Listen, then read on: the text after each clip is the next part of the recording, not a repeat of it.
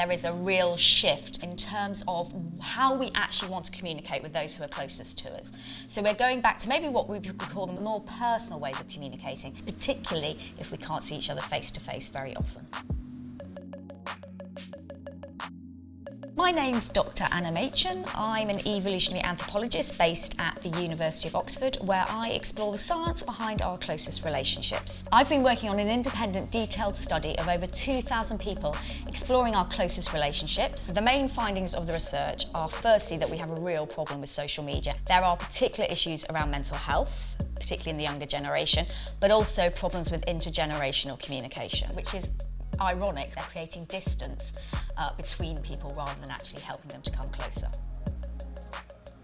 The reason why social media has an impact on our mental health is because the wonderful flood of neurochemicals that you usually get by interacting with someone are absent, and we actually need those neurochemicals, particularly for our mental health, because they might leave us feeling happy and positive.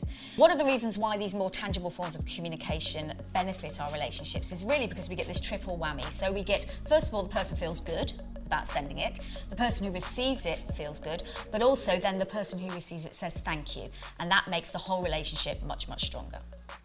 Ultimately, what this survey is telling us is that we need to find a better balance, and I think people are starting to recognise this, because we do see this move back towards maybe the more tangible ways of relating to each other, those more private, one-to-one, personalised ways of communicating, and make each other feel special.